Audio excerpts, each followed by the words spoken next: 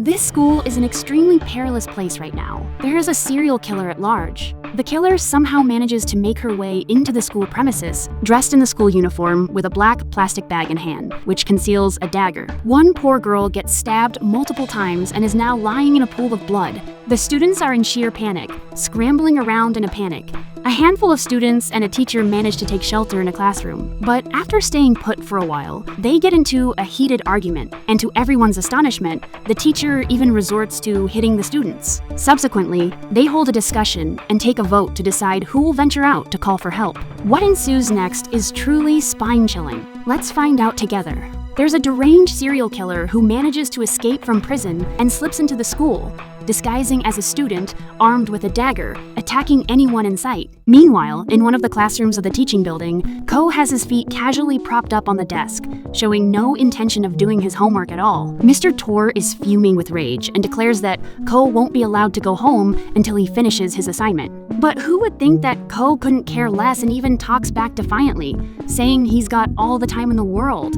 This teacher is actually being overbearing with the students. He's on the verge of flinging the blackboard eraser at Ko. Quick-witted as he is, Ko shouts, "Wait up! If you hit me with that, I'll report you to the parents' meeting." Hearing this, Mr. Tor just freezes in his tracks and doesn't dare to make a move. Then Ko taunts Mr. Tor, saying he's making a fool of himself, with an extremely cocky attitude. Mr. Tor then comes up with a ploy and turns to the classmates, announcing that if Ko doesn't do his homework, none of the others will be permitted to go home. A girl immediately objects, saying it isn't fair, but Mr. Tor is adamant. The girl has no alternative but to plead with Ko to do his homework. To his credit, Ko was rather chivalrous and says he'll do the homework for the sake of his classmates. At that moment, Mr. Tor's 9-year-old daughter comes looking for him and starts playing Fortnite right in front of everyone. Ko isn't too thrilled to see that. Who could foresee that something dreadful would happen? All of a sudden, a panicked girl rushes into the classroom, hides under a desk, and yells at Mr. Tor to shut the door quickly. Right after that, 2 more classmates dash in. While closing the door, Nano pushes against it and also manages to get into the classroom. Oh my god! There's a murderer prowling around the schoolyard, running amok, stabbing people with a knife. Just a short while ago, a classmate got killed. Mr. Tor promptly instructs everyone to barricade the door with desks and chairs and cover the windows to keep the murderer at bay. Everyone huddles together in the corner, but Ko doesn't believe there's a murderer outside and is dead set on opening the door and going out, even ridiculing the classmates for being as timid as mice. Just then, the school broadcast blares out. เนื่องจากมีฆาตกรโรคจิตออกมาจากเรือนจำ Hearing that, Ko immediately drops the idea of going out. The classroom falls into a deathly silence. The students are too terrified to breathe, covering their mouths for fear that the murderer will hear them. Everyone whips out their mobile phones to call the police, but there's no signal, and the messages can't be sent at all. Only Nano's phone has a signal, and she even receives a news update about the murderer. The students are trapped in the classroom, with a brutal serial killer lurking outside. Nano briefs everyone about the murderer situation, and even shows a photo of the culprit. However, due to the poor signal, the photo only loads halfway, so nobody gets a clear look at what the murderer looks like. Coincidentally, the hairstyle in the partial photo is exactly the same as Nano's. At that moment, a girl receives a message from a classmate in the adjacent building, saying that the murderer is heading towards their teaching building. Suddenly, there's a noise outside the door. Everyone swiftly covers their mouths. Mr. Tor's daughter is so scared that she bursts into tears. Ko, afraid that the crying will draw the murderer's attention, snaps impatiently at the girl. Mr. Tor doesn't take it lying down and retorts, "Don't order my child around." The noise outside the door ceases, and just as everyone is heaving a sigh of relief, someone starts pounding on the door frantically. Everyone lets out a terrified scream as the person outside keeps banging on the door non-stop. There is a serial killer skulking right outside the classroom. Everyone's scared stiff, feeling like they're in a horror movie that just won't end.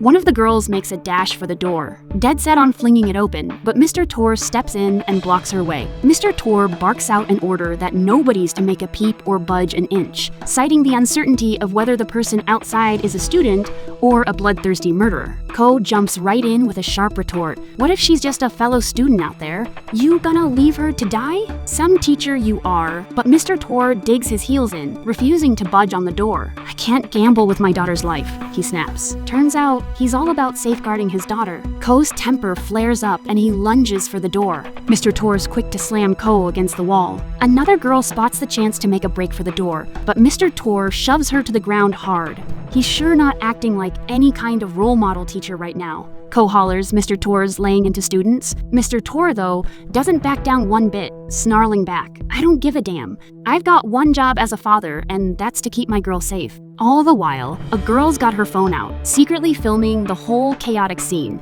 The female students outside pounding on the door, shrieking for help, while that deranged serial killer's prowling the school halls. But Mr. Tor firmly refuses to open the door and has even started roughing up the students. Just then, Nano cuts through the clamor.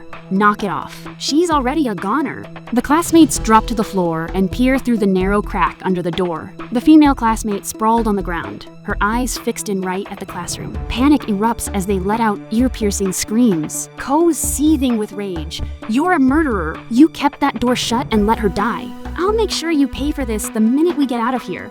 Mr. Tor tries to defend his actions, sputtering that he was just trying to protect the whole lot of them. The two of them are at each other's throats until the others rush in to pull them apart. By this time, an eerie silence has fallen outside the classroom. Mr. Tor and his daughter clasp their hands together, muttering desperate prayers to the heavens. Ko, not one to hold his tongue. The best those gods can do for you now is speed you and your daughter to the hell. Mr. Tor's face turns beet red and he hit at Ko. Thankfully, the troops manage to hold him back before he can land a blow. A serial killer's on the loose right here on campus. Nano calmly pipes up, "Shouldn't we be scrounging around for something to defend ourselves with?" Her words are like a wake-up call, and everyone springs into action. Nano manages to dig up 2 box cutters and a pair of scissors. Mr. Tor elbows his way past the students and snatches up the box cutters first, spouting off about how he's the brawny one and can keep everyone safe. Then he hands his daughter a stick. Among the students, Caillou and Sewer are supposed to be an item, but Caillou's always got Ko's back. She stumbles upon a metal rod, a real ace in the hole, handing it right over to Ko. Sewer's green with envy, stewing in his own jealousy. The sun's dipping lower and lower, and everyone's exhausted from the stress and fear. Mr. Tor's daughter's parched, and her stomach's growling. Mr. Tor looks around, asking if anyone's got water or food to spare. Caillou starts to reach for the water bottle in her bag to help out, but Sewer puts a hand on her arm. Mr. Tor doesn't mince words, laying into Sewer for being heartless. Sewer fires back,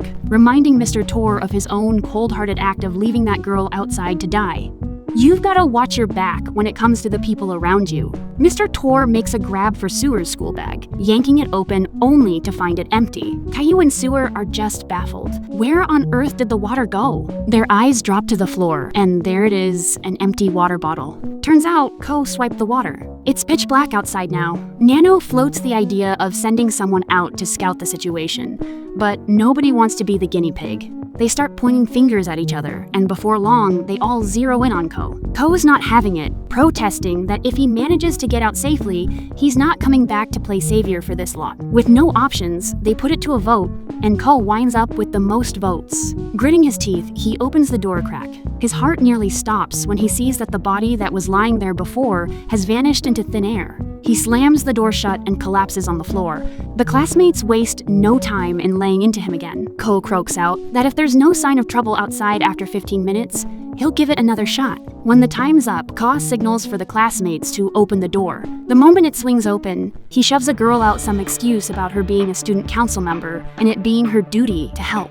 The girl's screams and sobs echo outside, but nobody in the classroom has the guts to go to her rescue. Does being a student council member mean having to risk looking for the killer?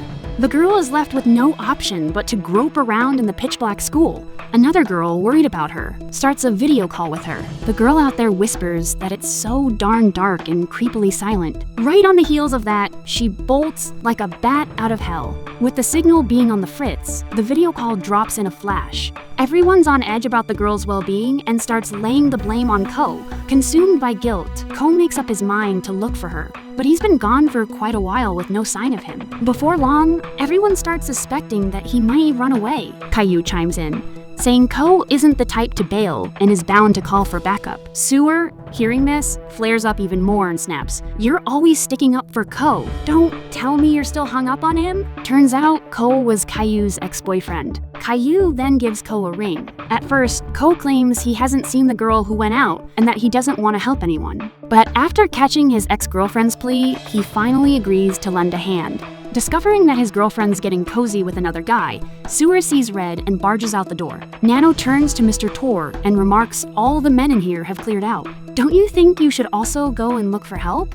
The selfish Mr. Tor insists he needs to stay put to protect the girls. Nano then drives the point home. If Ko manages to snag some help, he'll be hailed as a hero. But if he rats you out for your actions, you'll be branded as the one who let others die. Her words hit Mr. Tor where it really stings. So he decides to leave his daughter behind and go out to seek help.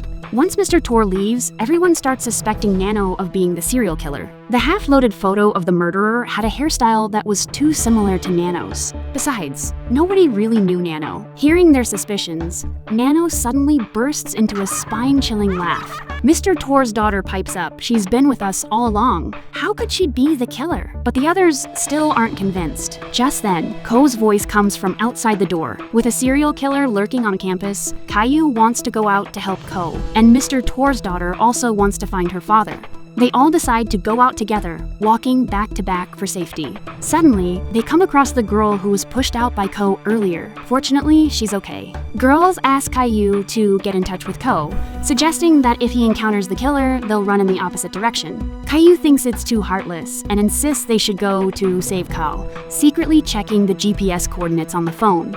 Caillou heads towards Ko's direction, which is noticed by another girl. The two start shoving each other, and during the scuffle, the girl's phone slips and falls into the sewer. They continue walking and, unexpectedly, find Ko in the toilet. He's covered in blood and has already passed away. Caillou screams in horror. Mr. Tor and Sewer, hearing the scream, rush over and are also terrified. At that moment, a TV report comes on, saying the killer was already caught by the police and only 3 students were injured in the school, with no one being killed. Sometimes, people's hearts can be more than a serial killer. The killer on campus was caught long ago, but Ko still lost his life. The girl who fell by the classroom door also shows up. It turns out she had an asthma attack and never actually ran into the serial killer. Everyone's confused. So, who killed Ko? Was it the girl pushed out of the classroom by Ko? Or was it Sewer who was betrayed by Ko? Or could it be Mr. Tor, who always had conflicts with Ko? At this time, Nano asks Mr. Tor's daughter to go with her to look for the girl's lost phone, saying her small hands might be able to reach it. When the little girl reaches into the sewer to pick up the phone, Nano tells her the phone recorded everything that happened in the classroom. Your father might be suspected of being the one who killed Ko for not helping others when he could have. The girl hesitates. Nano then asks, "Can you get it?" The girl says she can't and leaves the phone in the sewer. Nano gives a mysterious smile. เชื่อไม่ทิ้งแถวเลยนะคะ อีกหน่อยก็มาสมัครเป็นเด็กใหม่ที่โรงเรียนนี้สิ Frightened, the girl runs away and Nano smiles smugly. This is episode 9 of Girl from Nowhere. Who do you think killed Ko? Feel free to leave your thoughts in the comment section. Nano, the daughter of Satan, stirs up conflicts at every critical moment, clearly magnifying the ugliness of human nature. Her methods are truly remarkable. If you enjoyed this recap, don't forget to hit that like button and subscribe. Catch you next time. Bye.